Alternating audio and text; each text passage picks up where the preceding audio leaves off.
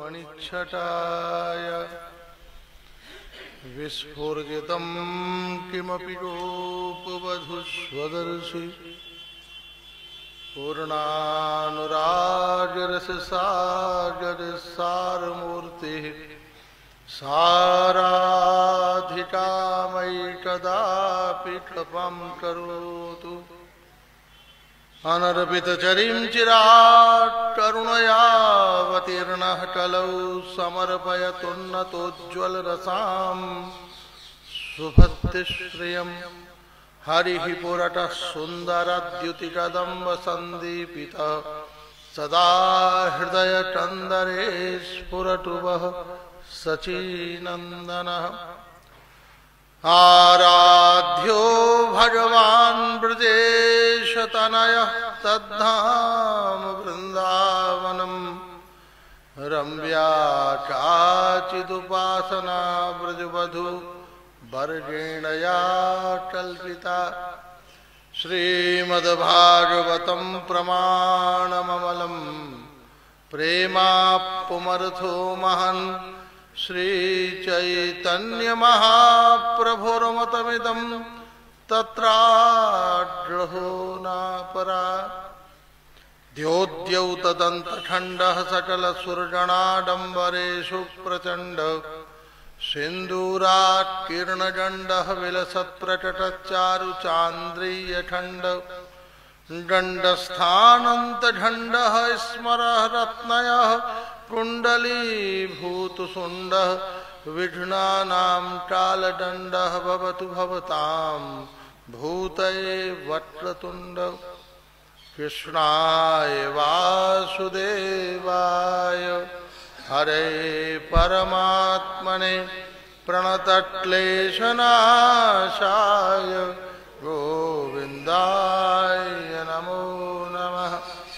नारायणं नमस्कृत्य नरं चैव नरोत्तमं देवीं सरस्वतीं व्यासं ततो जयमुदीरये। वन्देऽहं श्रीगुरू श्रीयुतपदकमलं श्रीगुरून् वैष्णवांश्च श्रीरूपं साग्रजातं सहगण रघुनाथान्वितं तं सजीवम् साद्वैतं सावधूतं परिजनसहितं कृष्णचैतन्यदेवं श्रीराधा कृष्णपादान् सहगणललिता श्रीविशाखान्वितांश्च आजानुलम्बितभुजौ कनकावदातौ संकीर्तनैकपितरौ कमलायताक्षौ विश्वम्भरौ द्विजबरौ युरधर्मपालौ वन्दे जगत्प्रियकरौ करुणावतारौ। हरे कृष्ण कृष्ण कृष्ण हरे हरे हरे राम राम राम हरे हरे हरे कृष्ण कृष्ण कृष्ण हरे हरे हरे राम राम राम हरे हरे हरे कृष्ण कृष्ण कृष्ण हरे हरे हरे राम राम राम हरे हरे।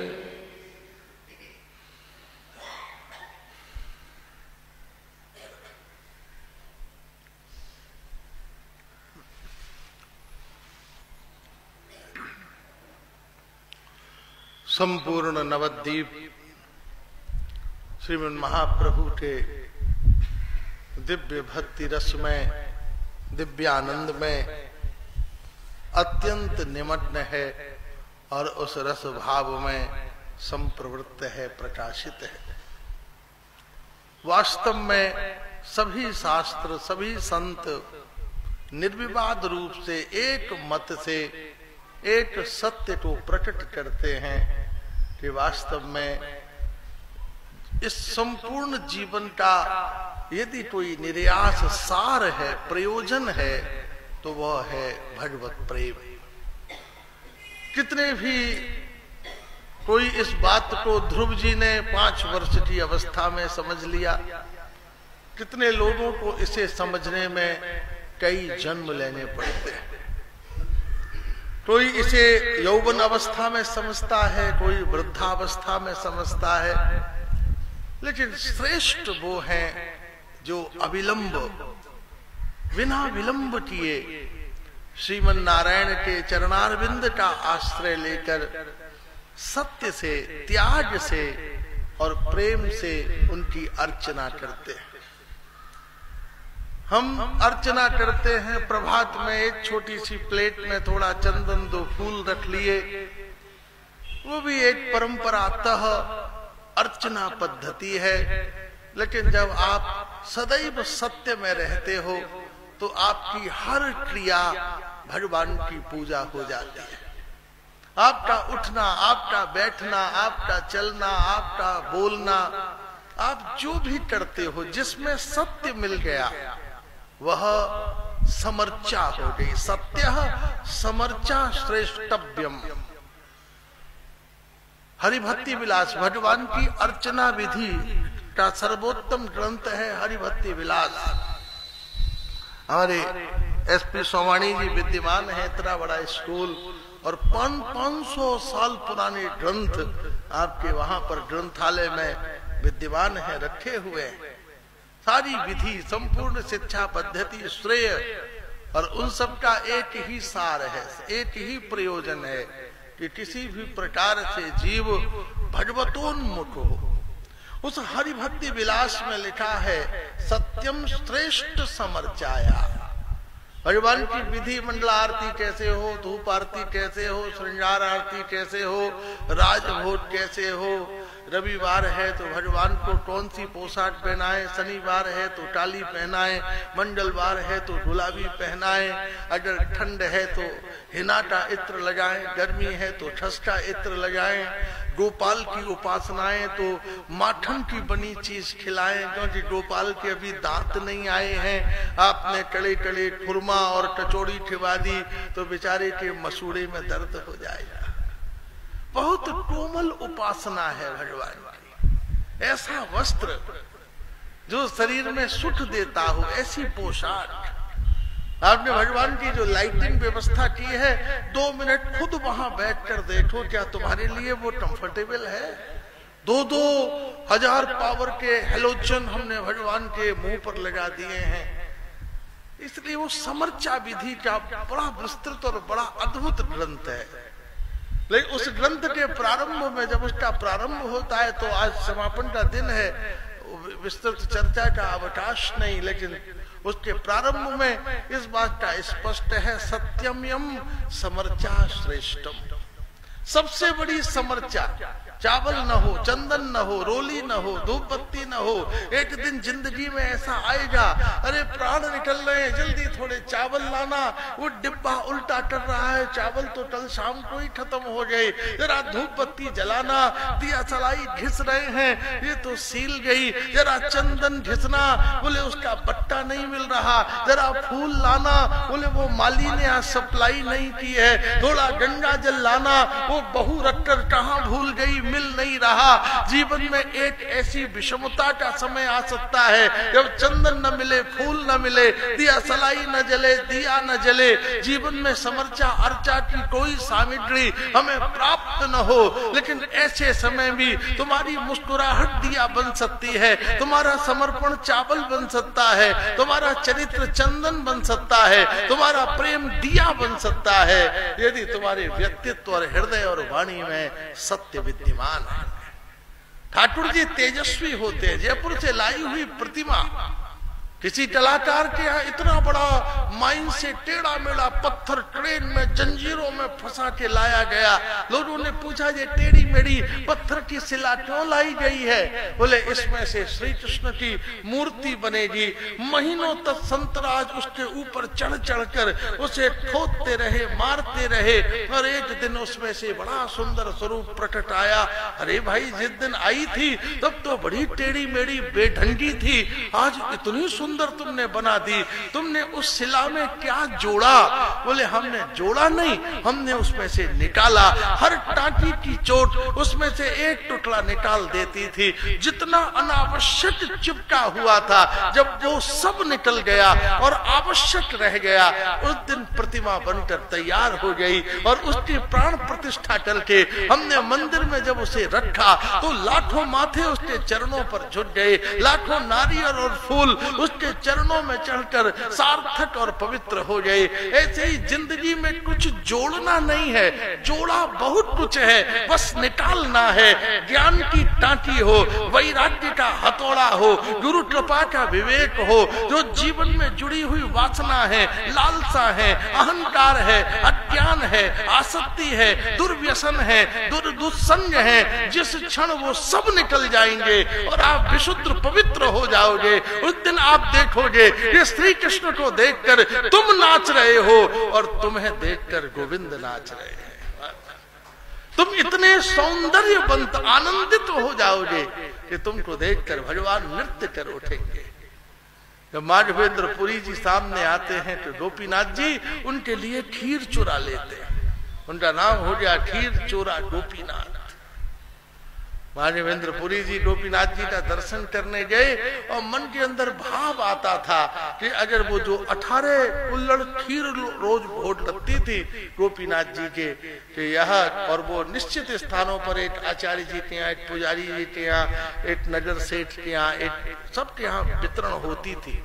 आज देखा 18 में से एक कम रह गई, 17 एक पता नहीं कहाँ चला गया, चूहा ले गया, बिल्ली ले गई, पुजारी ने ले लिया, कम आया, कुछ पता नहीं चलता था। मंदिर में माधवेंद्र पुरी जी खड़े थे और सोच रहे थे कि ये कितनी सुंदर खीर है, यदि एक कुल्हड़ हमको मिल जाए तो हम केवल चखकर ये पता लगा लें कि ये कैसी बनती है और फिर हम अपने ठाकुर जी के लिए, श्रीनाथ जी के लिए वैसी खीर बनाएंगे। अजातिक पानी थे, किसी से मांगने का नियम न था, वह दूर जाकर कीर्तन करते रहे और ठाकुर को चिंता हुई कि मेरे भक्त को प्रसाद देना है। भगवान ने चुपचाप, जब भोग लगाया जा रहा था तो चुपचाप उसमें से कुल्हड़ उठाकर अपनी धोती के पीछे रख लिया। 17 चले गए, लोग विवाद कर रहे हैं, कौन चोर है, कौन चोर है। राधा रानी कह रही हैं देखो आदत से बाज आ जाओ, वैसे ही वृंदावन से बदनाम आए हो, यहाँ उड़ीसा में भी तुम चोर के रूप में सिद्ध हो जाओगे। बोले कोई नहीं प्रिया जी, मेरा भक्त भूखा है, लो चोर टहले तो टहले, कोई बात नहीं है। 2 बजे रात में भगवान पुजारी के मंदिर में गए, भैया इधर आओ, मेरी धोती के पीछे वो कटोरा खीर का रखा है, सटोरा, जाओ मेरे भक्त माधवेंद्र पुरी को दे आओ।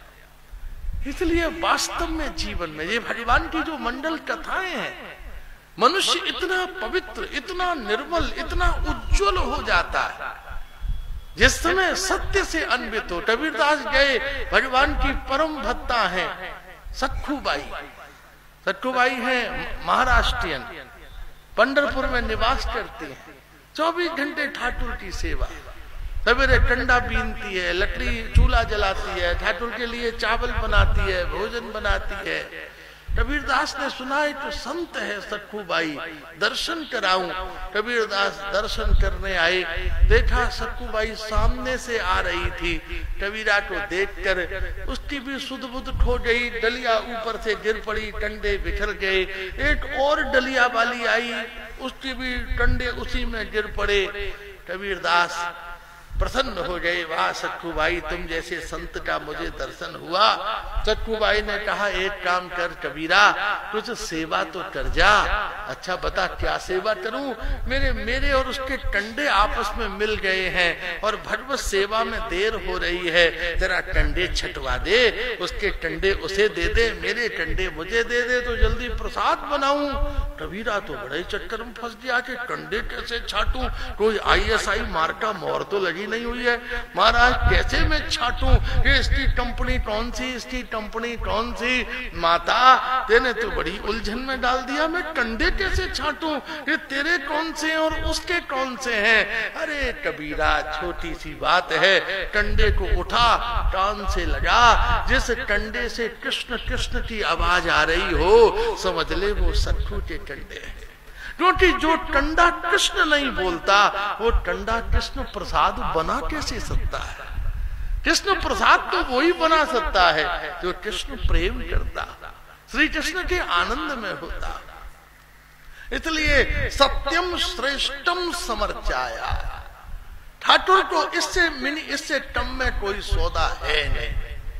वो ठीक है सब महिमाएं हम सुनते रहते हैं, लेकिन उसका दृष्टांत मिलना बड़ा कठिन है संसार में। इसलिए कम से कम इस सत्संग की गीता जी, श्रीमद् भागवत जी, चैतन्य चरितामृत जी, चैतन्य भागवत जी, वेद पुराण, इन सब का यही प्रतिप्रसाद है कि हम जीवन में सत्यान्वित हो जाएं, सत्य तक हम आ जाएं।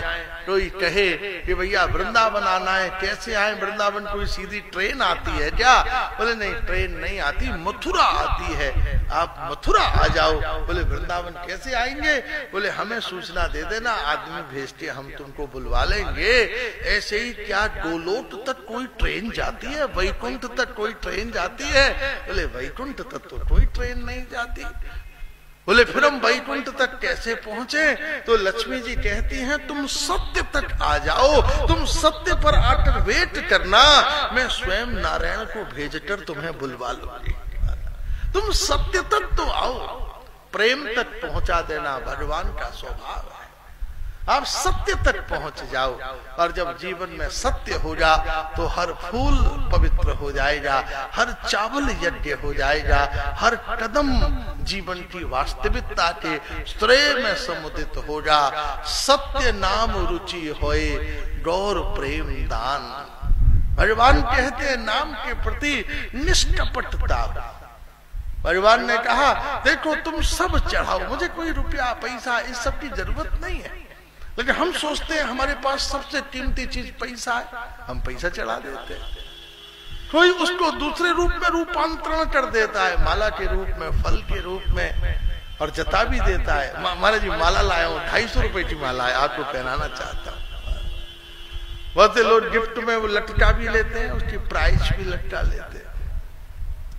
बहुत से लोग पंडित जी को भोजन तो कराते हैं, आइए पंडित जी रसगुल्ला खाइए ना, 7.5 रुपए का है, 5 खा चुके हो आप खाइए। व्यक्त भी कर देते, उनको चैन नहीं पड़ता जब तक वो उसका प्रेजेंटेशन न कर दे, बतला न दे। इसलिए वास्तव में महाप्रभु कहते हैं सत्यनिष्ठ होए करो कृष्ण सेवा भाव।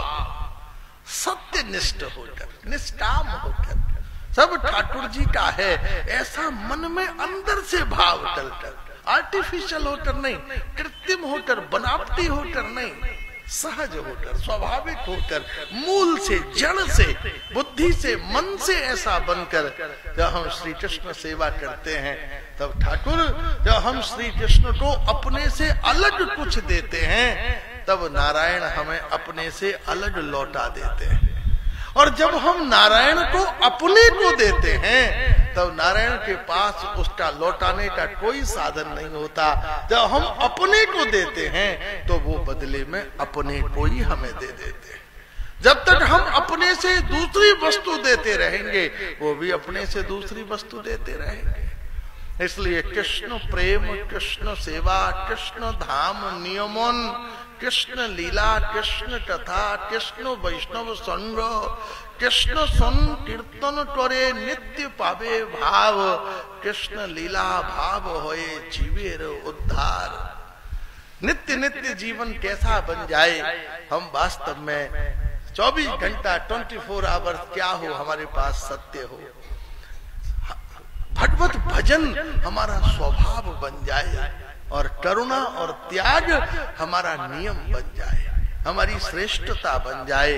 ता होइला पावे कृष्ण प्रेम भाव। जब ऐसी प्रकृति हमारी बन जाएगी, सबके ऊपर करुणा, सबके ऊपर कृपा, सत्य का नियमन, बड़ी से बड़ी वस्तु को भगवान के लिए त्याग देना, जब ऐसी प्रकृति बनेगी तब प्रेम दान भाव, तब ठाकुर कृपा पूर्वक हृदय में प्रेम का दान करेंगे।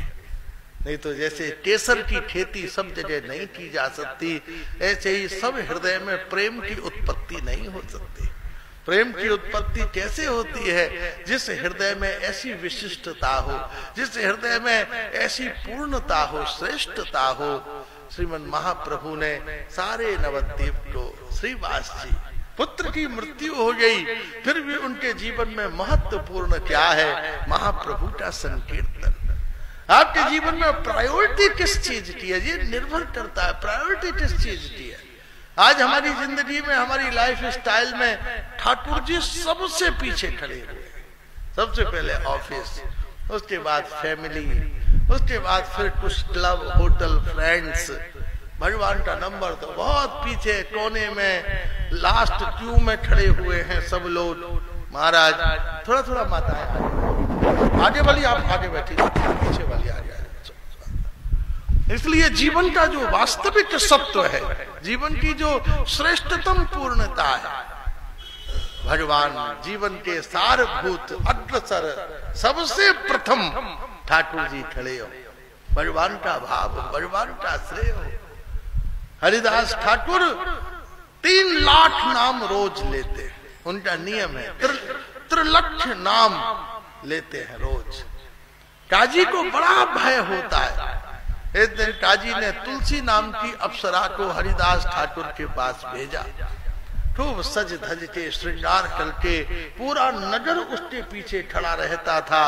अब हरिदास जी की कुटिया के सामने आकर नृत्य करती, सुबह से शाम तक खूब नाची। हरिदास जी हरे कृष्ण कृष्ण कृष्ण हरे हरे, राम राम राम हरे हरे कृष्ण कृष्ण कृष्ण हरे हरे, हरे राम राम राम हरे हरे। लीला भाव तोरे जोप होवे आनंद। लीला भाव तोरे जोप, लीला का चिंतन करते हुए जप करे तो आनंद हो जाए। लीला भाव तोरे जोप होए आनंद। आप जप तो कर रहे हो, लेकिन लीला का चिंतन नहीं कर रहे, घटना का चिंतन कर रहे हो। आप जप करते समय क्या सोच रहे हो? तब ये हुआ, तब ये हुआ, तब ये हुआ। गरम गरम हलवा ला के पत्नी ने धर दिया टेबल पर, अजी जल्दी करो नहीं तो ठंडा हो जाएगा। 4-4 दाने खींच रहे हैं। क्या सोच रहे हैं हम? ऐसा हो गया तो, वैसा हो गया तो, अब तो मैं जप कर ही रहा हूं, अब तो मुकदमा जीत ही जाऊंगा। क्या सोच रहे? इसलिए जप का नियम क्या है? लीला भाव। जप करते समय ठाकुर की लीला का चिंतन करे। भगवान ने गिरिराज कैसे उठाया? भगवान करुणा में वैकुंठनाथ नारायण ने हाथी के पुकारने पर कैसी कृपा करी। ब्रजवासियों की पुकार पर स्वयं भगवान ने गिरिराज कैसे धारण किया। जप करते समय आप आंख बंद करके, बहुत से लोग जप करते समय आंख बंद कर लेते हैं। एक की ध्यान में चाची आती थी, वो चाची को ही कृष्ण अवतार मान बैठे। एक आदमी जप करते समय बोले, महाराज जप करते समय आंखों के आगे वो फुंगे फुंगे उड़ते हैं, वही ब्रह्म साक्षात्कार है। मैंने आपका हीमोग्लोबिन कम है महाराज, ऑरेंज जूस पिया करो, कुछ फल खाया करो, बादाम खाया करो, जो वीकनेस का लक्षण है। वो फुंगे फुंगे ब्रह्म साक्षात्कार नहीं है। और न जाने हम क्या समझ रहे हैं, क्या जीवन के वास्तविक सत्य को जान रहे हैं। तो पीछे बैठा लीजिए, वास्तव में उस जीवन के वास्तविक सत्य को क्या समझ रहे हैं। इसलिए लीला भाव तोरे जप पावे आनंद। जब भी जप करें ठाकुर की लीला का चिंतन करें, भारत माता के स्वरूप का चिंतन करें। दीन दुखियों के कल्याण का चिंतन करें, तब उस जप में हमें आनंद प्राप्त होगा।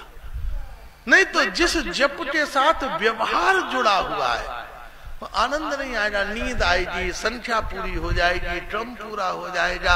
हरिदास जी 24 घंटे हरे कृष्ण कृष्ण कृष्ण हरे हरे, हरे राम राम राम हरे हरे, भगवान के आनंद में, भगवान के रस में डूब गए। तो सुबह से शाम तक नाची, नाच के थक के फिर चली गई। दूसरे दिन फिर सज धज के आई हरिदास जी ने, फिर नाम जप। दूसरे दिन, तीसरे दिन फिर आई हरिदास, फिर नाम जप कर रहे थे। उसने वेश्या ने कहा, साधु कैसा है तू, 2 मिनट मेरी ओर देख तो सही। बोले भाई मेरा नियम पूरा हो जाए तो मुझे देखने की फुर्सत, और नियम ऐसा कि 4 बजे से शुरू हो तो 4 बजे ही खत्म हो, तो तुरंत फिर शुरू हो जाए। संठलाबद्ध नियम, गोलमाला होती है ना, गोलमाला का मतलब क्या हुआ, कभी खत्म न होने वाला नियम। ठाकुर जी से प्रेम कैसा हो, कभी खत्म न होने वाला। संसार का प्रेम एक स्थिति में आकर ठहर जाता है, जब तक आकर्षण है ठीक है, जब आकर्षण समाप्त होता है तो कोई मुड़कर भी नहीं देता। एक दिन कह रहे हैं तुम्हारे लिए तारे तोड़ लाएंगे, एक दिन तुम्हारे लिए 1 मिनट वार्तालाप करने का भी मौका नहीं है। इसलिए वास्तव में भगवत प्रेम कैसा हो, माला के समान, माला के समान। और सबसे बढ़िया माला तुम्हारे पास कौन सी है, तुलसी की।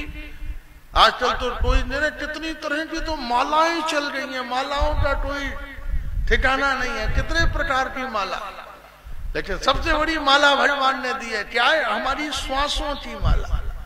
जो श्वास की माला जाती है, श्री राधे श्री श्याम सुंदर, श्री राधे श्री श्याम सुंदर, श्री गौर हरि श्री निताई, श्री गौर हरि श्री निताई, श्रीमन नारायण नारायण नारायण, लक्ष्मी नारायण नारायण नारायण, श्री राधे श्री गोविंद, श्री राधे श्री गोविंद।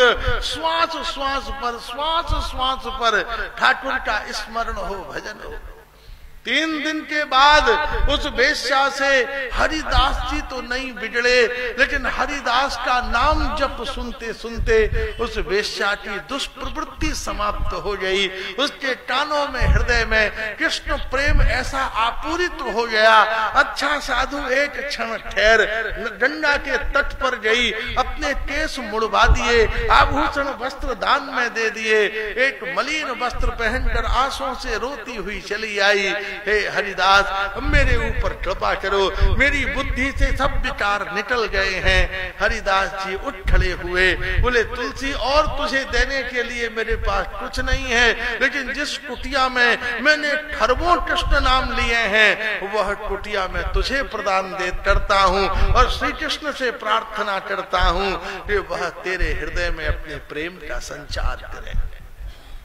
संत क्या नहीं दे सकता, संसार का आदमी थोड़ा भी देता है, बहुत जताता है, और वो सब कुछ दे देता है, लेकिन अपना नाम भी नहीं बताता है।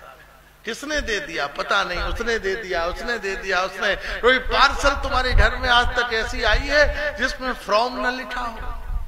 जरूर लिखा होता है, बड़े 2 रुपए का मनी ऑर्डर भी आता है, बड़े बड़े लिखा है किसने भेजा है, लाली की शादी के टीका के लिए महाराज श्रीमान श्रीमती लाला लाली नाती पोते। 21 रुपए के मनी ऑर्डर के नीचे 200 आदमी के नाम लिखे होते हैं, लेकिन कृष्ण ने जो पार्सल भेजे हैं आज तक पता ही नहीं है कि उसे भेजने वाला है कौन। ठाकुर की कैसी कृपा है, कैसी अनुकंपा है। वहां कोई केवल इन्फॉर्म है, वो भी संतों के द्वारा, कि भगवान की संपूर्ण देदीप्त मानस चिरावृत्ति हमारे स्वभाव, हमारे व्यक्तित्व में संप्रवृत्त है, प्रकाशित है। सारा हरिदास ठाकुर, सार्वभौम भट्टाचार्य, गोपीनाथाचार्य, काशी मिश्र, ये सब श्रीमन महाप्रभु के आगमन के आनंद की प्रतीक्षा में है। नवद्वीप होए रस संचार, नीराचल होए प्रतीक्षा भाव सार।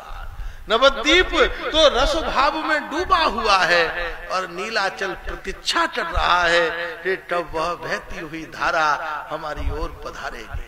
श्रीवास आंगन में नित्य प्रति श्रीमन महाप्रभु का अहोरात्रि पर्यंत नाम संकीर्तन। अद्वैताचार्य जी शांतिपुर चले गए थे, भगवान ने अद्वैताचार्य जी को बुलवा लिया। मुकुंद हैं, मुरारी हैं, मुकुंद और श्रीधर ये आपस में बड़े में गदाधर, मुकुंद और गदाधर। एक दिन गदाधर ने कहा, मुकुंद मैं तुम्हें आज एक दिव्य भक्त का दर्शन कराता हूं, और वो ले गए पुंडरीक विद्यानिधि के पास। पुंडरीक विद्यानिधि बहुत राजकीय, अत्यंत कामदेव के समान सुंदर राजकीय वैभव में बैठे थे। मणि में सिंहासन, चार चार दास दासियां उनका बिजन चमर डुला रही थीं। पान तांबूल लेकर दासियां खड़ी थीं। कुंतल अलकावलियों में मालती और चमेली के तेल की सुगंध व्याप्त थी। चारों तरफ बड़ा वैभव एकदम। महाराज श्रीधर कहने लगे, मुकुंद क्या तुम विषयी व्यक्ति के पास मुझे ले आए? उन्होंने सारा किया, अरे महानुभाव है, इनके प्रति ऐसा भाव नहीं करो। और उन्होंने तुरंत श्री कृष्ण के रूप का वर्णन किया। वरहापीडम नटवरवपो कर्णयो कर्णिकारम बिभ्रदवासः कनककपिशं वैजयन्तीं च मालां रन्ध्राण वेणुरधर सुधया पूरयन् रूपवृन्दै वृन्दारण्यं स्वपदरमणं प्राविशद्गीत कीर्ति। पुंडरीक विद्यानिधि की आंखों से अविकल अश्रुधारा बहने लगी। मणि में सिंहासन से नीचे गिर पड़े। सारा वैभव महाराज त्याग कर दिया। असीम भाव से हे कृष्ण हे माधव कहकर अत्यंत रस में डूब उठे। श्रीधर चरणों पर लेट गए कि मैं बाह्य स्वरूप देखकर इनके वास्तविक भक्ति स्वरूप को नहीं पहचान सका। देखिए, किसी के लक्षण से किसी को चिन्हित नहीं किया जा सकता।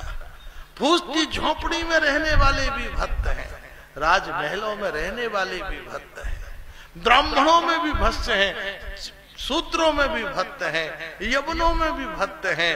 भक्ति के स्वरूप को लाइफ स्टाइल से आइडेंटिफाई नहीं किया जा सकता कि कोई लंगोटी पहनने वाला ही भक्त है, कि कोई मणिमाणिक पहनने वाला भक्त नहीं है। महाराज जनक सोने के सिंहासन पर बैठकर भक्त हैं, सुदामा फूस की झोपड़ी में रहकर भक्त हैं, उग्रसेन महाराज मणि में सिंहासन पर भी बैठकर रथ का संचालन करते हैं, वशिष्ठ अयोध्या जैसे वैभवपूर्ण साम्राज्य में रहते हुए भी श्री राम नारायण की उपासना में सदैव विद्यमान रहते हैं। परिवेश जो भी हो, वातावरण जो भी हो, सत्य जो भी हो, स्वभाव जो भी हो, हर स्वरूप में भक्त है। चेता चमार भक्त है जो मांस तोलता है, लेकिन ठाकुर उसकी चिंता करते हैं महाराज कि वह उसकी तराजू पर बाट बनकर बैठ जाते हैं। ग्राहक 2 किलो का आता है तो ठाकुर 2 किलो के हो जाते हैं, ग्राहक 1 किलो का आता है तो वो 1 किलो के हो जाते हैं। इसलिए भक्तों के स्वरूप का किसी स्वरूप से प्रतिबद्धता नहीं है। इसलिए आवश्यकता ये नहीं है कि ये त्यागो, ये छोड़ो, यो फेंको। अनासक्त होइया करो विषय गुंजन।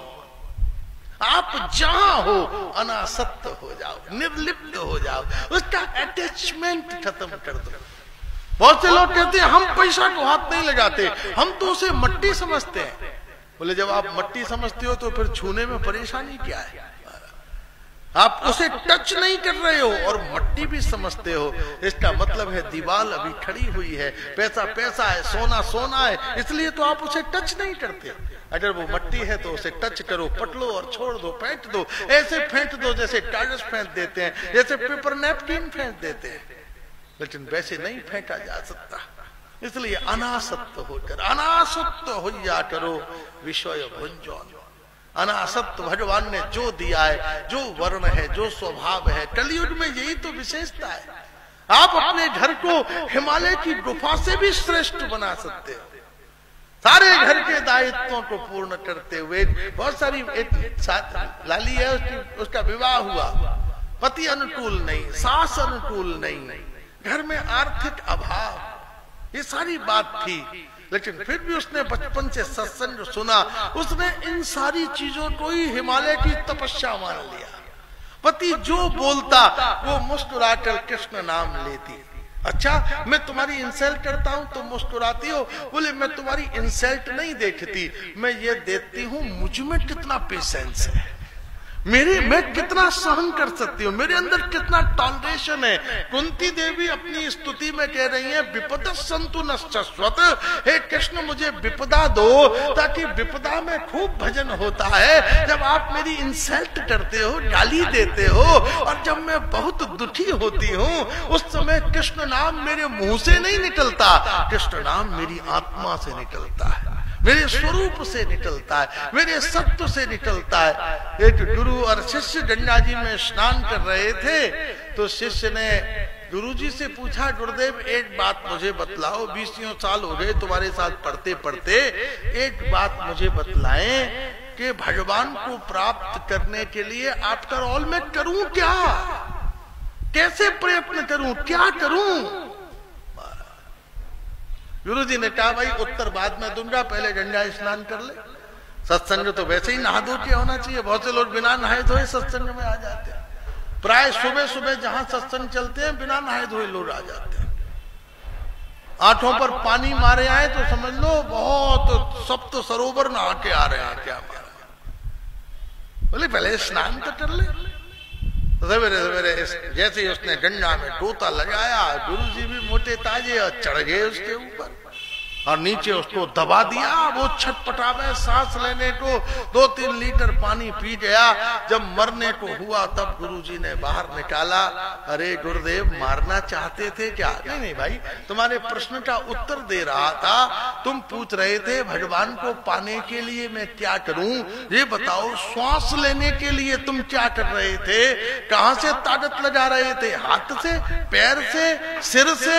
बोले महाराज रोम रोम से, अंगूठे से माथा एक हो गया था, सारी इंद्रियां एक हो गई थी कि किसी भी तरह बाहर निकल जाऊं और श्वास आ जाए। बोले जैसे तू डंडा से निकल के श्वास लेने का प्रयत्न कर रहा था, ऐसे ही संसार में कृष्ण नाम करता हुआ इससे निकलने का प्रयत्न कर।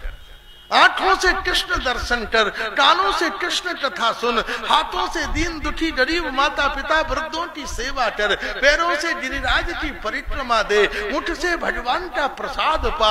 श्रवणम कीर्तनम विष्णु स्मरणम पाद सेवनम, अर्चनम वंदनम दास्यम, सख्यम आत्म निवेदनम। नवदा भक्ति, 9 इंद्रियों से नव भक्ति का आश्रय ले और बुद्धि से भगवत चरणारविंद का चिंतन कर। जब ऐसी लालसा, ऐसा समर्पण, ऐसी जिज्ञासा, ऐसा विप्लवन, ऐसी तड़फ जीवन में आ जाएगी, तभी वास्तव में तो इस जन्म मरण और भव सागर से मुक्त हो पाएगा।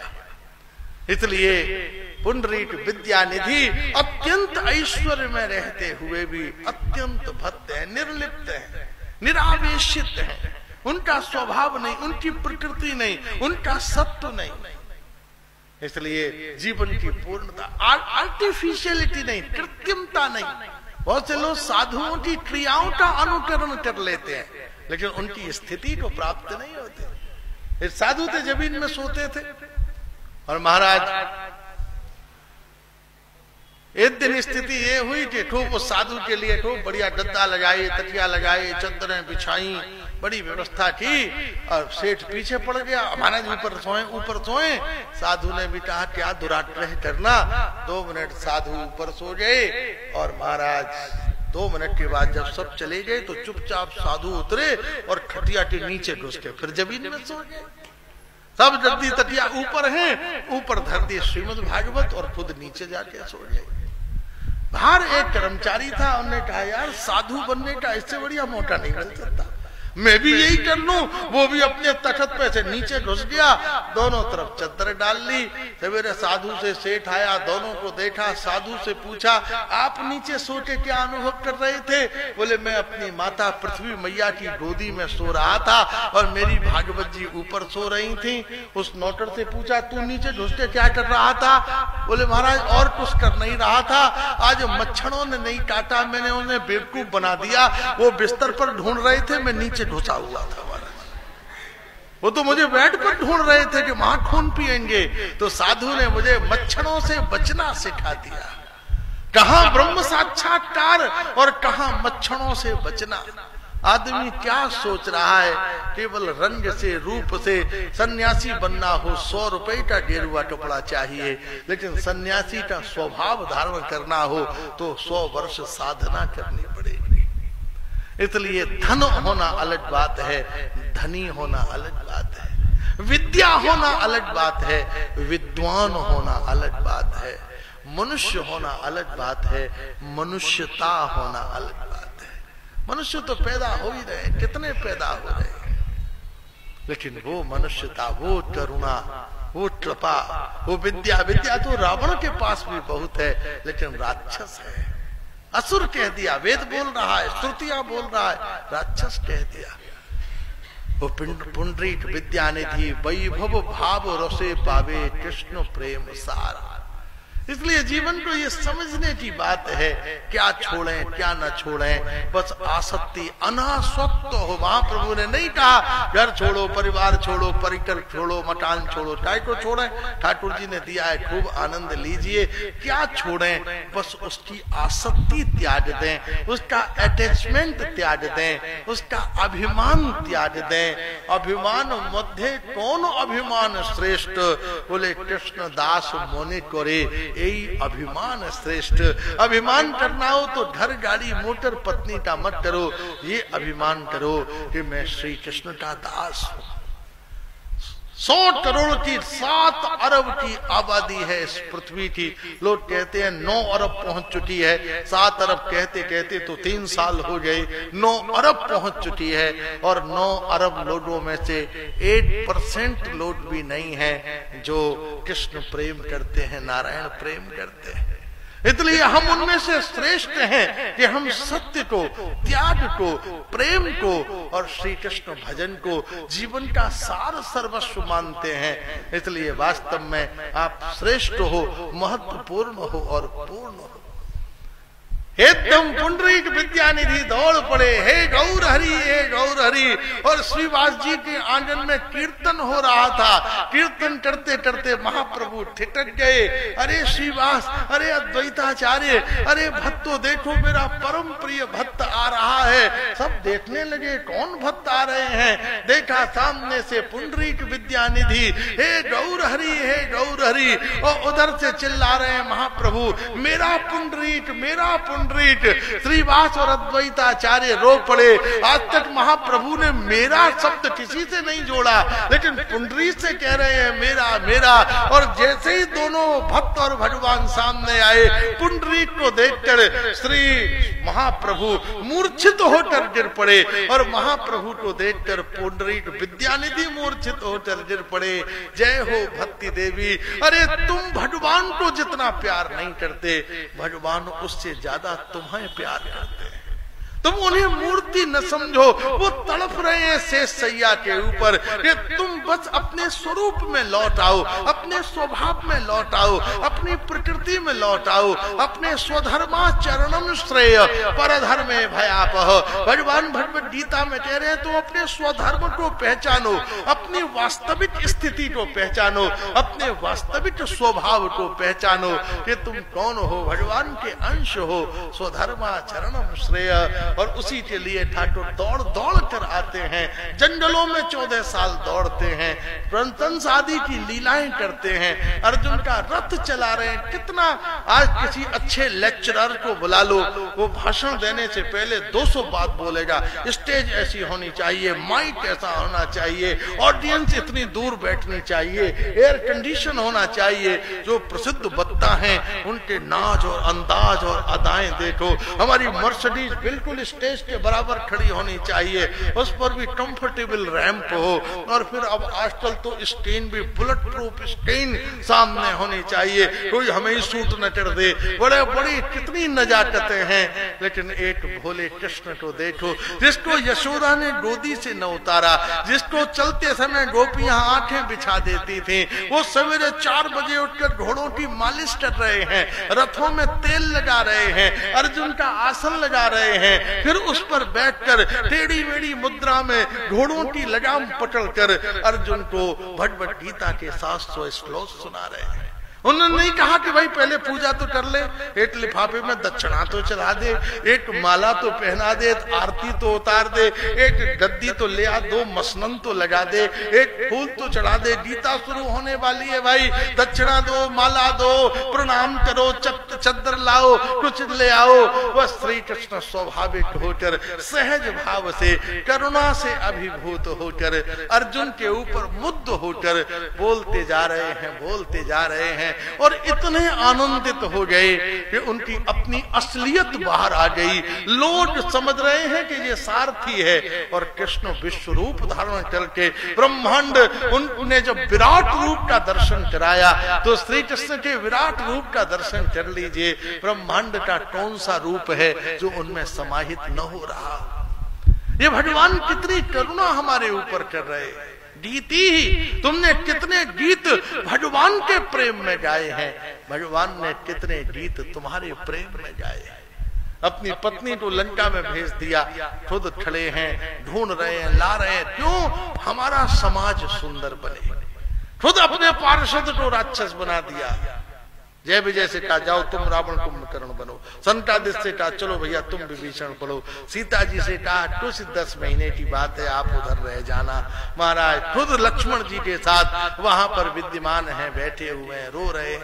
हा सीता कौन नीता मम भवद भाव सत्वम लक्ष्मणस्य लक्ष्मणम मया को पुत्र। अरे मैं कौन हूँ? सीता जी के विरह में राम जी की क्या दशा है? ऋषिमुख की उपत्यका में राम जी इतने भाव में डूब गए हैं कि भूल गए हैं मैं कौन हूँ? आप मुझे जानते हैं? आप कौन हो भैया जो मेरे पास खड़े हो? लक्ष्मण जी फूट फूट कर रो पड़े। अरे आप राम हो, महाराज दशरथ के पुत्र हो, कौशल्या जी के पुत्र हो, अयोध्या के नरेश हो, धर्म पालन के लिए यहाँ आए हो, सीता जी का हरण हो गया है, सुग्रीव को किष्किंधा दे दिए, मैं आपका दास लक्ष्मण हूँ। जब लक्ष्मण फूट फूट कर रोते तब राम जी को अच्छा लक्ष्मण तुम हो। हे सीता कौन नीता? हे सीता तुम्हें कौन ले गया? तुम कहाँ हो? महर्षि वाल्मीकि कहते हैं सर्व समर्थ राम तथापि राम समयं प्रतीक्षते। एक फूल उठाकर भी फेंक दें तो सूर्य बुझ जाए, समुद्र सूख जाए, तारे टूट जाएं, शिव ब्रह्मा आदि हिरण्य गर्भ में प्रविष्ट हो जाएं, सारा ब्रह्मांड एक जल बिंदु के रूप में परिणत हो जाए, लेकिन आज वो हम मानवों को मानवीय धर्म, मानवीय संचेतना और अलौकिक ज्ञान देने के लिए नाट्य से, लीला से, उपदेश से, शास्त्र से, हर प्रकार से हमको धरती के ऊपर ज्ञान दे रहे हैं। इसलिए प्रीति ही भगवत श्रेष्ठ। आप बताओ आपने भगवान के प्रेम में क्या किया? तुम 1.5 घंटे नहीं बैठ पाते। ठाकुर जी तो 500 साल से एक पैर से मंदिर में खड़े हो गए। श्रीनाथ जी देख लो, बेचारों ने शायद 10-20-25 साल से करवट भी नहीं ली। 24 घंटा आंखें फाड़ कर दरवाजे की ओर देखते रहते हैं, आइए आइए आइए। फन्नूसबाड़ी जाइए, लक्ष्मी नारायण भगवान 24 घंटा खड़े हैं, आओ भैया आओ, दर्शन भी कर लो, खूब लड्डू भी ले लो, माल भी ले लो, प्रसाद भी ले लो, जो तुम्हारी मंगल हो, पुंडल पाओ, रो दूध भात दही भात खाओ, लेकिन एक काम करो, सब ले लो लेकिन मेरा भजन करते रहो, मेरी मर्यादा का पालन करो। मेरा भक्त और असत्य बोले, क्रूरता करे, नास्तिकता करे, अराजकता करे, इससे बड़ी हानि नहीं हो सकती। तदर्थम से सर्वगुणो हो। आज कैसी मूर्ति है पुंडरीक विद्यानिधि। भक्त भगवान को देखकर मूर्छित हो गए और भगवान भक्त को देखकर मूर्छित हो गए। और कुछ भक्त जा पहुंचे, पुंडरीक विद्यानिधि के ऊपर जल डाला, कुछ ने महाप्रभु के ऊपर जल डाला, और दोनों उठकर फिर दौड़े और महाप्रभु ने पुंडरीक विद्यानिधि को अपने हृदय से लगा लिया। पुंडरीक विद्यानिधि महाप्रभु के चरणों से छूट गए। महाप्रभु का ये नित्य लीला विलास नित्य नित्य चलता था। काजी ने घोषणा कर दी, नवद्वीप में कोई कीर्तन नहीं करेगा, सावधान जो किसी ने कीर्तन किया। देखो, हमें जबरदस्ती किसी के ऊपर कुछ थोपना भी नहीं है, और हमको किसी भी भय से अपने धर्म को छोड़ना भी नहीं है, कैसा भी कोई। क्या हॉस्पिटल में एडमिट होकर और खांसते और हाँफते मरोगे, बड़े अस्पताल में सब घर वाले सेवा कर रहे हैं, अंदर से सोच रहे हैं कर रहे हैं, ड्यूटी हमारी, क्या करें, कल इनका ऑपरेशन है। लेकिन शोभा तो इस बात की है कि ये भगवान के धाम जाए, ऊपर जाए। खांसते और हाँफते जिंदगी गुजारने से अच्छा है अपने प्रियतम के प्यार में, अपने राष्ट्र के स्वाभिमान में और अपने धर्म की सेवा में अपने देह का परित्याग करें। इसलिए वास्तव में निर्भय होकर, भगवान के भक्त का एक लक्षण है अकुतो भयः। लंका में पहुंच गए हनुमान जी, एक ही बात करते थे, राम राम राम राम। अब रावण ने पूरा जोर लगा दिया, पूंछ में आग लगाई, सब कुछ किया, त्याग नहीं किया। विभीषण वहां रहते हुए राम नाम ले रहे हैं, ठाकुर जी का नाम लेते हैं। इसलिए निर्भय होकर, अभय पद होकर हम भगवान का भजन करें, उसका आस्वादन करें, उसका श्रेय लें, उसकी पूर्णता का आस्वादन करें। ये जीवन की श्रेष्ठता है, ये हमारी विद्या बुद्धि और हमारी भक्ति का एक निष्णात सार सत्व है। महाप्रभु ने कहा चलो कल हम नगर संकीर्तन निकालेंगे, हमें किसी का विरोध नहीं करना, लेकिन हम भगवान नाम संकीर्तन निकालेंगे। दूसरे दिन पूरा का पूरा नवद्वीप लाखों करोड़ों मसाल हाथ में ले लेकर महाप्रभु के गृह द्वार पर एकत्रित हो गया, और सभी भक्तों ने आज महाप्रभु का अद्भुत श्रृंगार किया। सुमधुर जूही के बंधनवार महाप्रभु के मस्तक पर बांध दिए, उनकी चूड़ा में मालती के पुष्प लगा दिए, मोटा मोटा काजल भगवान की आंखों में अर्पण कर दिया, चरणों में नूपुर बांध लिए, हाथ में पुष्पों के बले ले लिए।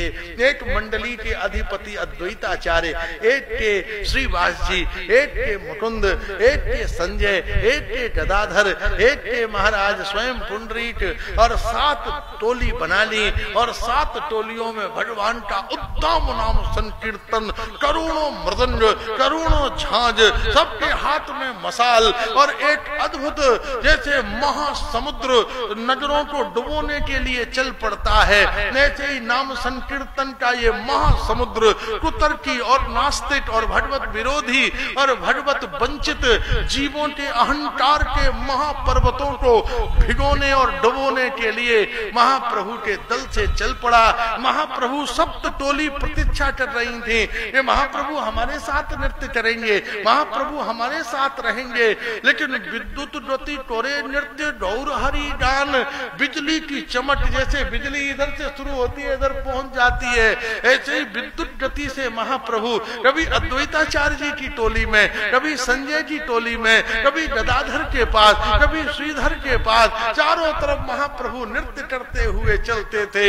हजारों मृदंग वादन से नवद्वीप गूंज उठा। घर में जो बरसों से बीमार पड़े थे, मृदंगी की ध्वनि सुनकर वो भी अपनी सैया छोड़कर रोगों से मुक्त होकर करती संकीर्तन में शामिल हो गए। नवद्वीप के जो गैया थी, बैल थे, गधे थे, कुत्ता थे, पशु जितने भी जानवर थे वो भी कीर्तन में मिल गए। गौ माता अपनी घंटी बजा बजा कर नाच रही हैं, वृषभ अपनी पूंछ उठा रहे हैं, स्वांग सबकी सेवा करते हुए चल रहे हैं। पशु पक्षी आकाश में उड़ने वाले जितने पक्षी थे उन्होंने आकाश में तोरण बांध लिया। एक लाइन में तोते उड़ रहे हैं, एक में कपोत उड़ रहे हैं, एक में चिड़िया उड़ रही हैं। ऐसा लगता था कि शोभा यात्रा के आकाश में सबने बंधनवार बांध दिए हो। तब ऊपर से राजहंस मानसरोवर से चुनकर लाए हुए मोतियों को अपनी चंचू से ऊपर से वर्षा रहे हैं। इंद्र वरुण कुबेर आकाश से दर्शन कर रहे हैं। उर्वशी तिलोत्तमा आदि अप्सराएं चरणों में नूपुर बांधकर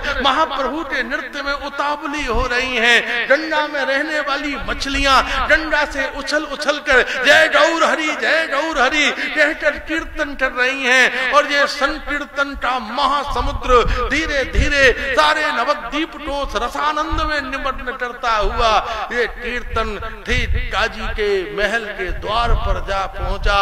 जो पहरेदार थे सब इस कीर्तन को सुनकर अपने अपने भाले फेंक कर वो भी हरि बोल कर उसमें शामिल हो गए। कुछ भक्ति से आ गए, कुछ भय से आ गए कि हम 25-50 हैं और ये सैकड़ों हैं, मारना शुरू कर देंगे, इससे अच्छा है हरि बोल। वो भी हरि बोल करते हुए शामिल हो गए। और काजी अपने महल के नीचे तहखाने में घुस गया और महाप्रभु संकीर्तन करते हुए कृष्ण यादवाय माधवाय केशवाय नमः कीर्तन करते हुए ढूंढते हुए काजी को तहखाने में जा पहुंचे। और जैसे ही महाप्रभु सामने आए एकदम काजी आ गया। आओ निमाई आओ, मैं संबंध से ग्राम संबंध से तुम्हारा मामा होता हूँ और तुम मेरे भांजे होते हो।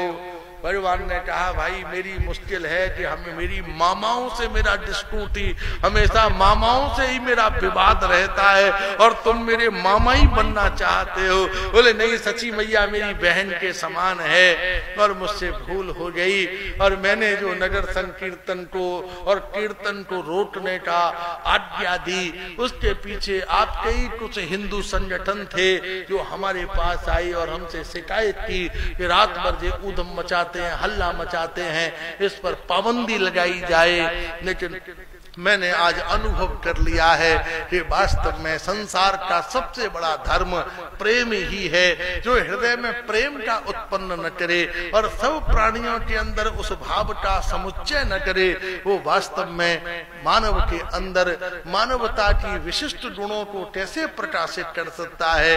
तो मैं आपको वचन देता हूँ, मैं अपने बिल में लिख कर जाऊंगा कि मेरे वंश में इस कुर्सी पर वही बैठेगा जो हरि नाम लेगा, जो हरि बोल करेगा। मैं अब कभी विरोध हरि नाम का नहीं करूंगा, मैं सदैव हरि बोल हरि नाम की ध्वनि करता रहूंगा। और वो काजी रोज कीर्तन करता था और उसकी मृत्यु के बाद उसकी समाधि पर भी हरे कृष्ण कृष्ण कृष्ण हरे हरे, हरे राम राम राम हरे हरे। वो भक्तों की सेवा करता, भक्तों का आदर करता, भक्तों के भाव में रहता, क्योंकि वो समझ रहा था कि वास्तव में इनका धर्म और प्रेम बहुत विशिष्ट है। हम हजारों जानवरों को रोज मार कर खा जाते हैं, इन्होंने एक घायल पक्षी को देखा तो रामायण लिख डाली। एक छोटे से घायल जीव के तकलीफ को वास्तव में विद्वान वो नहीं है जो भाषा समझता है, विद्वान वो है जो किसी की तकलीफ को समझता है, किसी के दुख को समझता है। इसलिए महाराज भारतीयता वैष्णवता का सबसे बड़ा जो भौतिक गुण है वो है उसका वेजिटेरियन होना। हम किसी को तकलीफ नहीं देते, कष्ट नहीं देते। कितने लोग हैं रोज अंडे खाते हैं, अंडे खाते हो मतलब आप उस चिड़िया के बच्चों को खा रहे हो। तुम्हारे छोटे बच्चे को कोई कढ़ाई में भून कर खाए, भ्रूण हत्या करे, तुम अंडे खाकर क्या कर रहे हो? दूसरों के बच्चों को खा रहे हो।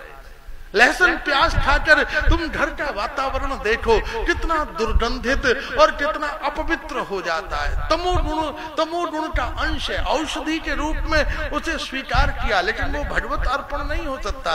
वृत्ति में कभी एकाग्रता आ ही नहीं सकती जो लहसुन प्याज खाता हो, जो मदिरा पीता हो। इसलिए आहार की शुद्धि क्या चाहे जो धरती माता सहज रूप से देती है। जो नॉन वेजिटेरियन है उनके 2 दांत निकले होते हैं बाहर, जैसे लॉइन है, घोड़ा वेजिटेरियन है, गाय वेजिटेरियन है, मानव जिनके तीत इंक्यू होते हैं प्रकृति ने उन्हें वेजिटेरियन बनाया है। आप आम खाइए, आम खा के गुठली फेंक दीजिए, आम का पेड़ हो जाएगा। आप किसी की हड्डी खाकर फेंक दो, क्या दूसरा इंसान पैदा हो जाएगा क्या? इसलिए जीवन में वैष्णवता का सबसे प्रिय लक्षण है उसका वेजिटेरियन होना। हमारे द्वारा चैंटी, चैंटा, कबूतर, जीव, प्राणी किसी को भी तकलीफ न हो, कष्ट न हो, इतनी वेदना जीवन में आ जाए, इतना कष्ट जीवन में आ जाए, हम दूसरे की तकलीफ को समझें। देखो एक वहां की स्विट्जरलैंड की एक परम संत, उसकी पीढ़ी तो 50 पीढ़ियों से वो मांस खाते, नॉन वेज खाते, लेकिन वैष्णव का संग मिला और वैष्णव के संग से और उसका स्वभाव बदला। भागवत के 5000 श्लोक याद है, गीता जी पूरी कंठ है, कितनी माला, 1 लाख नाम हरि नाम रोज लेती है वो महिला। और वृंदावन आई, 6 महीना वृंदावन रही, एक अपने किशोर वन के पास में एक कमरा, छोटे से कमरे में रही। जो भी वहां से कमा के लाती है सब ढूंढ ढूंढ के दान कर देती है। एक सेब रोज खाती है, 2000 रुपए की साइकिल लेकर साइकिल से ही वृंदावन से गोवर्धन जाती है, ढूंढ ढूंढ के सबको बताती है, सब बस्तियों में जाती है। वो 6 महीने वृंदावन रही। 6 महीने वृंदावन रहकर जब वो ज्यूरिख वापस पहुंची और वहां जाके उसने जब अपना बैग खोला तो उसके बैग में एक छिपकली चली गई। वृंदावन में तो हजारों छिपकलियां डोलती हैं दीवारों पर, और उसे न कस्टम वालों ने देखा न वो एक्सरे मशीन वालों ने देखा। जब उसने जाके और -7 टेम्परेचर, बर्फ पड़ रही, उसने जो खोला तो छिपकली कूद पड़ी बाहर। अब तो बड़ी घबराई, और ये वृंदावन की छिपकली मेरे साथ यहाँ आ गई। रात में ही उसने अपनी माँ को फोन किया, 400 मील दूर उसकी मैया रहती थी, उसको बुलाया। दोनों मैया बेटी 3 बजे से 10 बजे तक छिपकली इधर जावे तो उधर जावे, फोटो खींच, केला दे, मैंगो जूस, ऑरेंज जूस। आप दामाद की खातिर नहीं करते हो जैसी वो छिपकली की खातिर हो रही थी। सवेरे वो ले गए उसको महाराज विद्यालय में, जानवरों के अस्पताल में, वहां दिखाया। बस ज्यूरिख में ऐसी छिपकली कहां से हो? उन्होंने कहा आप इसे छोड़ जाओ, हम इस पर रिसर्च करेंगे। वो डॉक्टर इधर उधर गया तो वो लेके और उस छिपकली को भागी अपने घर कि ये मार देंगे, काट देंगे। फिर अपनी 4-5 मित्रों को फोन किया कि मेरे पास भारत जाने का पैसा नहीं है, तुम मुझे कुछ धन दे दो, मुझे भारत की टिकट चाहिए, मैं 4 दिन में वापस आऊंगी और दिन रात काम करके तुम्हारा पैसा लौटा दूंगी। पैसा उधार लिया और ज्यूरिख से दिल्ली आई, दिल्ली से वृंदावन आई, वृंदावन आके किशोर वन के उस कमरे में गई और वो बैग खोलकर वो छिपकली को बाहर निकाला और आंसू बहाकर हरि बोल हरि बोल हरि बोल करके नृत्य करती हुई जमुना स्नान किया। हे राधा रमण, मेरे माता, मेरे पिता, मेरे बाबा, मेरी दादी, मेरे परदादा, मेरे पूर्व पुरुषों से जीव जिनावरों के प्रति जो क्रूरता का व्यवहार हुआ हो, हे कृष्ण तुम उसे क्षमा कर देना और मेरे हृदय में अपने प्रेम की एक बिंदु दे देना।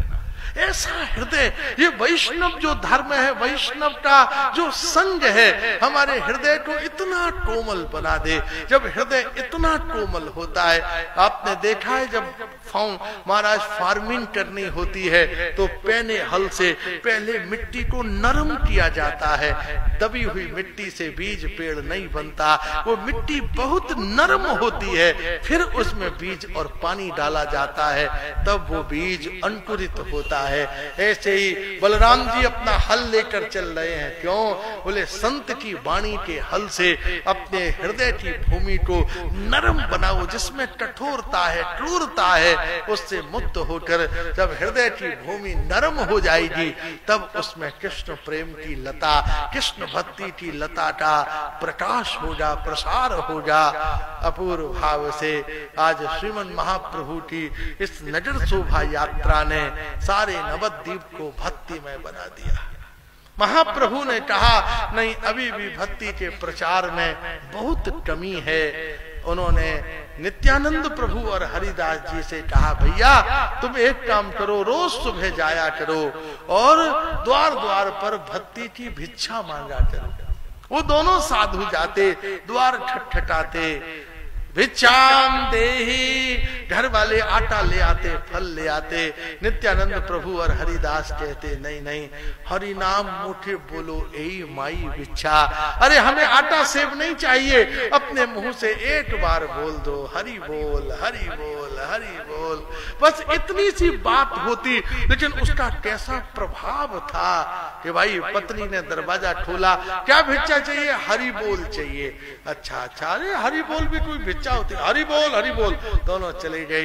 अंदर से पति ने पूछा कौन आया था? दो साधु आए थे, कहते थे हरि बोल बोलो। छोटे छोटे बच्चे स्कूल जा रहे थे, उनने सुन लिया।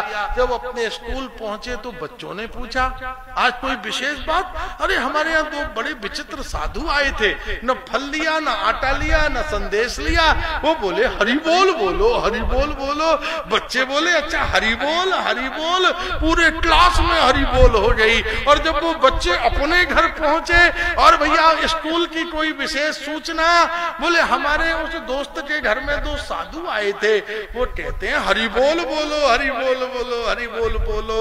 सारे नवद्वीप आदत में आ गया। श्री राधे, श्री हरि बोल हरि बोल हरि बोल। हम सवेरे सवेरे गुड मॉर्निंग करते हैं, आज गुड जरूर लगा देते हैं, लेकिन रियलिटी में बैड मॉर्निंग ही होती है। न पेट साफ हुआ, न नींद पूरी हुई, न हमारा सिर दर्द हुआ, चक्कर काट रहे हैं, वॉट कर रहे हैं। बोले नहीं, I am wait for motion. हमारा मूवमेंट ही ऐसा रुका हुआ है, न खाते समय की स्थिति, न सुबह अच्छी न रात अच्छी। गोली होती है तो सोते हैं, गोली होती है तो नहाते हैं, गोली होती है तो चलते हैं। इसलिए गोली छोड़ो और बोली पकड़ो। हरे कृष्णा कृष्ण कृष्ण हरे हरे, हरे राम राम राम हरे हरे। महाप्रभु का ऐसा कृपा प्रसाद सारा नवद्वीप धाम।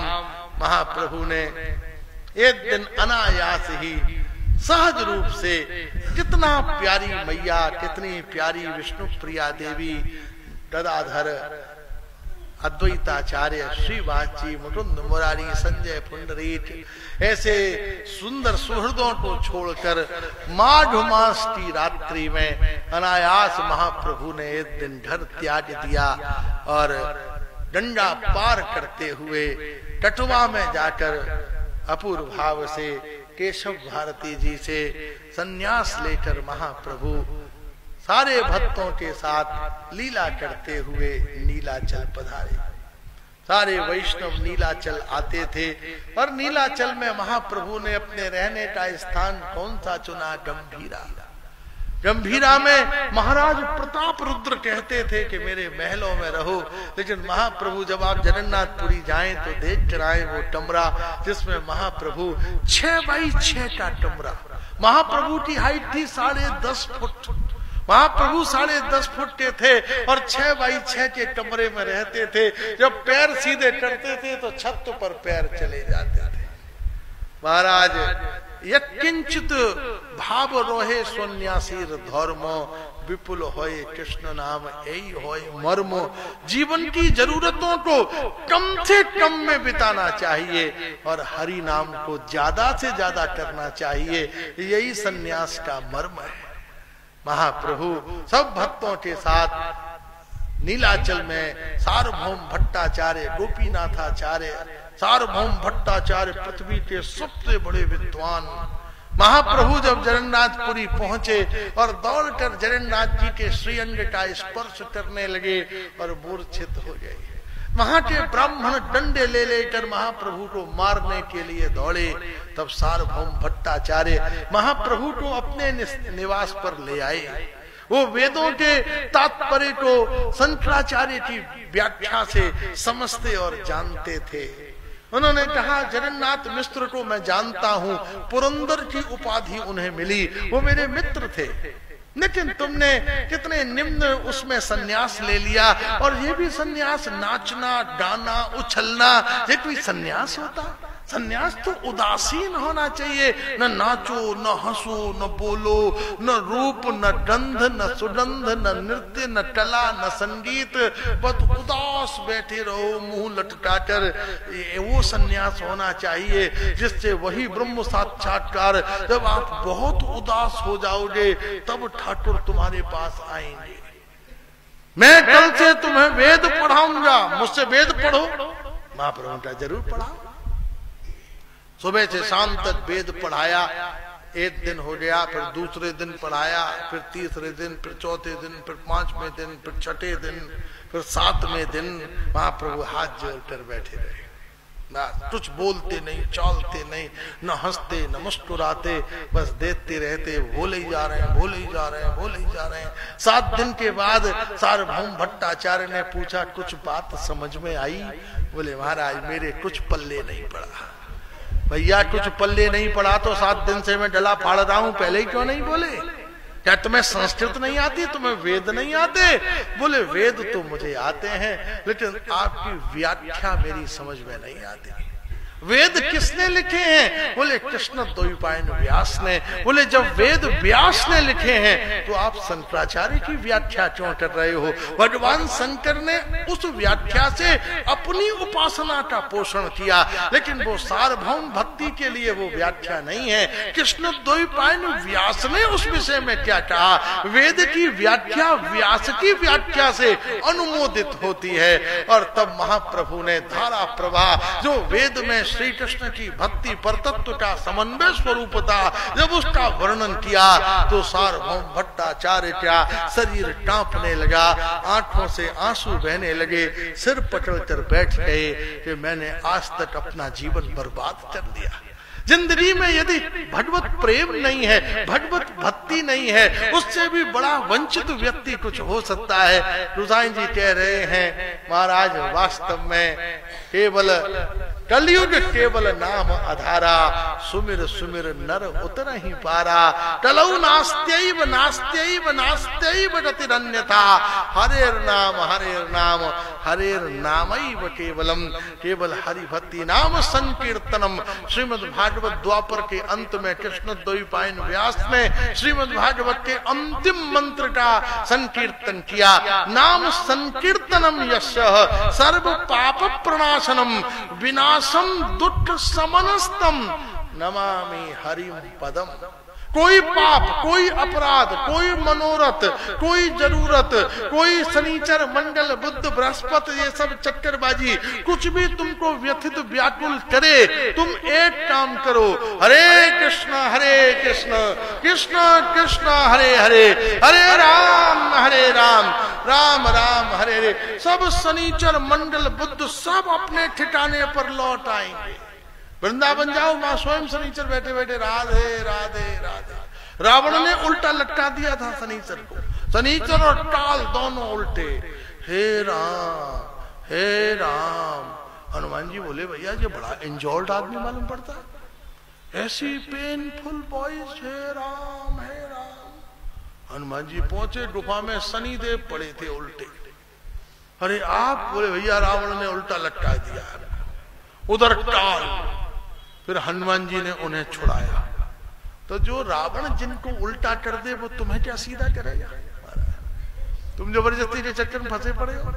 इसलिए व्यास जी ने भागवत, ये किसी देखो शनिदेव देवता है, हमारी क्या औकात हम उनके विषय में कुछ बोले। और देवता है, भगवान के ऑफिसर हैं, एग्जीक्यूटिव ऑफिसर है, बहुत बड़ी पोस्ट पर है। हम आप चपरासी होने योग्य नहीं है, और वो डायरेक्टर है भगवान के। वो अपनी अपनी ड्यूटी पर है। कैसे पानी, कैसे मौसम, कैसी प्रकृति, सूर्य चंद्रमा, उसका तुम्हारी लाइफ से बहुत संबंध है, लेकिन तुम उसे समझ नहीं सकते और उस चक्कर में भी मत पड़ो। डॉक्टर एक छोटा सा कैप्सूल देता है, ये खा लो गले का दर्द ठीक हो जाए। आप don't know, you have proof. तो प्रूव करने के लिए तो मेडिकल कॉलेज जाओ, एडमिशन करो, MBA करो, MD करो, फिर MS करो, फिर स्पेशलाइजेशन ऑफ मेडिसिन करो। जब तक कैप्सूल का नंबर आएगा तो उससे ऊपर पहुंच जाओगे। इसलिए डॉक्टर पर फेथ करो। भाई उसने डॉक्टरी की है तो कैप्सूल खाओ, ठीक हो जाओगे। वैद्य पर विश्वास करो। ऐसे विश्वास किस पर करो? श्रीमद् भागवत पर। विश्वास किस पर करो? वेदों पर, पुराणों पर। वहां ज्योतिष को शास्त्र का एक अंग बताया है, सार्वभौम धर्म नहीं बताया। कलयुग में सार्वभौम धर्म क्या है? आपका व्यापार चले न चले, कोई बीमार हो, हानि हो, तकलीफ हो, कष्ट हो, चिंता हो, परेशानी हो, महाराज कुछ भी, फिजिकली हो, सोशल हो, महाराज व्यवसायिक हो, कुछ भी हो, एक बात बोलो, हरे कृष्णा कृष्णा कृष्णा हरे हरे, हरे राम राम राम हरे हरे, अभी एक व्यापारी था, वैसे ठाकुर जी कृपा हंसी की बात है, गाजियाबाद में व्यापारी था, इनकम टैक्स में केस था उसका कमिश्नर के सामने, और बहुत परेशान था बेचारा, था तो बड़ा सज्जन अच्छा, लेकिन फंस गया, कोई लिखा पढ़ी नहीं करी होगी, फंस गया। अब उसका वो जजमेंट का समय आया, लास्ट डेट थी। अब उसने हमारी ये बात उसे याद आ गई कि मुश्किल आवे तो महामंत्र करो। उसने कहा दस्तक करो, उसने पेन तो फेंक दिया और चिल्लाया हरे कृष्ण, और कुर्ता उतार दिया, रुमाल उतार दिया। वो कमिश्नर सोचा ये पागल हो गया, उसने दस्तक करके उसे बरी कर दिया। अब वो रोज 16 माला रोज करता है। इसलिए ठाकुर के सामने जो आ जाए हरे कृष्णा कृष्णा कृष्णा हरे हरे, हरे राम राम राम। कोई गाली दे तो मंत्र करो, प्रशंसा करे तो मंत्र करो, खूब आमदनी हो जाए तो जप करो, खूब लॉस हो जाए तो और मजा लो। दिवालिया होने का भी अपना बड़ा मजा है। कबीर दास जी ने झोंपड़ी बनाई ऐसी जगह जहां एक वेश्या रहती थी। वेश्या संध्या को गाती, कबीर दास अपने भजन गाते, वेश्या ने उसकी झोंपड़ी में आग लगा दी। अब झोंपड़ी में आग लगी तो कबीरा बड़े खुश हो गया, हाँ मेरी झोंपड़ी में बरसों से सुनाए घर फूट तमाशा देख, कभी मोटा ही नहीं मिला। धोती फेंकी, कुर्ता फेंके, सामान फेंका, वो आग इतनी बढ़ गई कि वेश्या के कोठे में भी लग गई। वो चिल्लाई दौड़ी, अरे महात्मा क्षमा करो, वो मेरे यार ने तुम्हारी झोंपड़ी में आग लगा दी थी। बोले तू परेशान क्यों होती है, इधर आजा, तेरे यार ने मेरी झोंपड़ी में आग लगा दी, मेरे यार ने तेरे कोठे में आग लगा दी। यारों के चक्कर को छोड़, यार से निपट लेगा। तू बोल हरे कृष्णा कृष्णा कृष्णा हरे हरे, हरे राम राम राम हरे। महाप्रभु दक्षिण यात्रा पर गए, केरल में, आंध्र प्रदेश में, कर्नाटक में, मिजोरम में, चारों तरफ भक्ति का प्रचार किया। झारखंड बिहार के जंगलों से वृंदावन धाम पधारे, वहां ब्रज माधुरी का सेवन किया। झारखंड में महाप्रभु ने जानवरों को कीर्तन कराया। हरि हरि कहे प्रभु डोमन टोरीला, कृष्ण बोली उठी व्याघ्र नाची ते लागिला।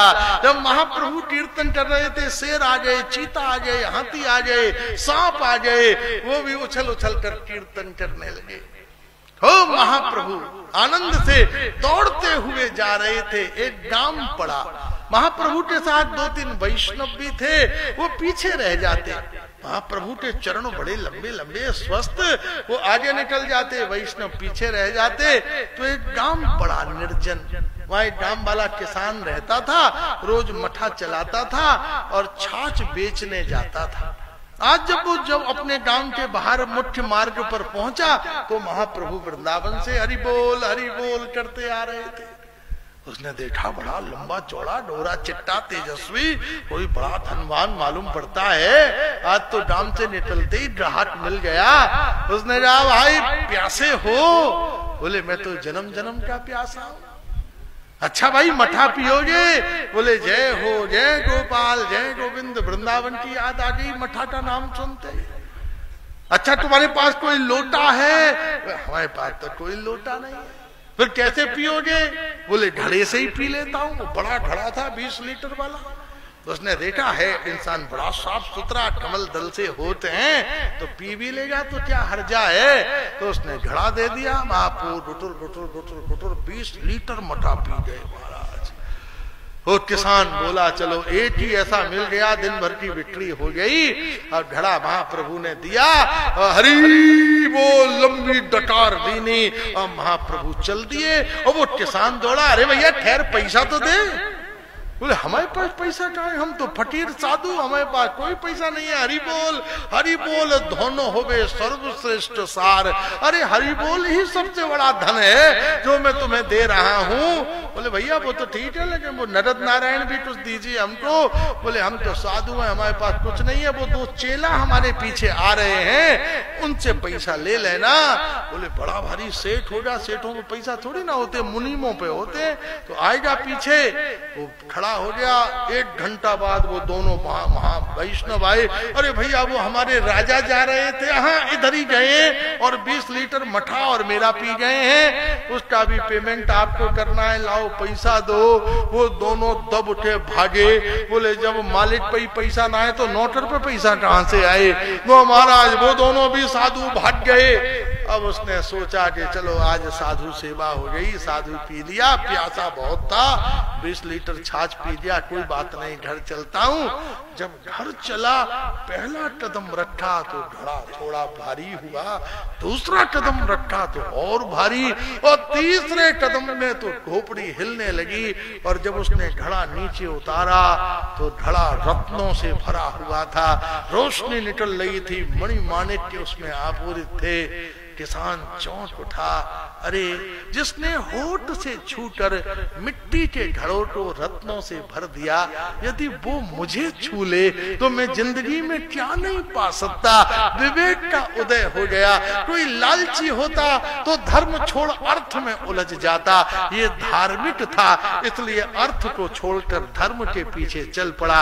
हम धर्म में लालच से आते हैं और जब अर्थ मिलता है सबसे पहले धर्म को छोड़ देते हैं। जब तक लॉटरी नहीं खुली, रोज भगवान के मंदिर में, जब लॉटरी खुल गई फिर ठाकुर के लिए टाइम कहाँ है हमारे पास। लेकिन वह धार्मिक था, भक्त की साधु की कृपा हो गई, धन मिला, लेकिन धन को छोड़कर धर्म के पीछे दौड़ा, महाप्रभु के पीछे 3 दिन तक कहते हैं दौड़ता रहा। उसने विश्राम नहीं किया। महाप्रभु के जहाँ चरण पड़ते थे उस मिट्टी को अपने ऊपर लगा लेता, उस मिट्टी को अपने शरीर में लगा लेता, दंडवत प्रणाम करता। हे गौरहरि तुम्हें पकड़ना मेरी सामर्थ्य नहीं है, तनिक ठहरो, तुम बहुत वशिष्ठ, मैं साधारण कर्म में बंधा हुआ। 3 दिन तक बिना रुके दौड़ता रहा। 3 दिन के बाद महाप्रभु मिले, दौड़कर महाप्रभु के चरणों पर गिर पड़ा। हे गौरहरि कृपा करो, मिट्टी का घड़ा तो तुमने छू लिया, लेकिन मुझे तो एक बार छू लो। तुमने अपनी प्यास तो बुझा दी, मेरी जन्म जन्म की प्यास तो बुझा दो। और महाप्रभु ने कहा एक बार हरि बोल, हरि बोल। और जैसे ही उसने हरि बोल बोला, महाप्रभु ने उसको हृदय से लगा लिया। कृष्ण प्रेम भाव होए तोर जीवन सार, जा कृष्ण प्रेम भाव की तुझे सार रूप जीवन की प्राप्ति हो जाए। और वो हरि बोल कहता हुआ अपने गांव लौटा। घर में बैठा था, हरि बोल हरि बोल। पत्नी ने कहा बाबरा हो गया है क्या, मठा बेचने गया था, हरि बोल करके लौटा है, क्या हुआ। जैसे ही उसको छुआ वो पत्नी भी बैठ गई, हरि बोल हरि बोल हरि बोल। बच्चे आ गए, उनने भी कह दिया हरि बोल हरि बोल हरि बोल। महाप्रभु का ऐसा दिव्य रस विलास लीला भाव। गंभीरा में लौटकर महाप्रभु नित्य श्री राधा रस भाव में डूबे हुए रस माधुरी का आस्वादन करते हैं। वृंदावन दास ठाकुर महाशय ने बस यहीं तक श्रीमद् महाप्रभु के मंगल चरित्र का गान किया। इन वृंदावन दास ठाकुर जी के 25 वर्ष के बाद फिर से वैष्णवों ने प्रार्थना की कृष्णदास कविराज से कि वृंदावन ठाकुर तो उस भाव में डूबे थे, आप महाप्रभु चरित्र को पूर्ण करें। और तब उन्होंने चैतन्य चरितामृत में गंभीरा लीला लिख के गौर हरि को जगन्नाथ जी के स्वरूप में संप्रविष्ट करवाया। श्री वृंदावन दास ठाकुर की कृपा और हमारी परम वैष्णव इन माताओं की कृपा से ये मंडल गौर हरि के चरित्र का संकीर्तन करने का हम जैसे साधारण बिना पढ़े लिखे गमार ब्रजवासी को सौभाग्य मिला। हम सब का सौभाग्योदय कि अनायास ही परमाराध्य गुरुदेव जी यहाँ पधारे और उनकी वाणी सुनने का हमको आस्वादन और सौभाग्य प्राप्त हुआ। श्री भारत भूषण जी और कंचन बीवी जी ये दोनों दंपति और इनका पूरा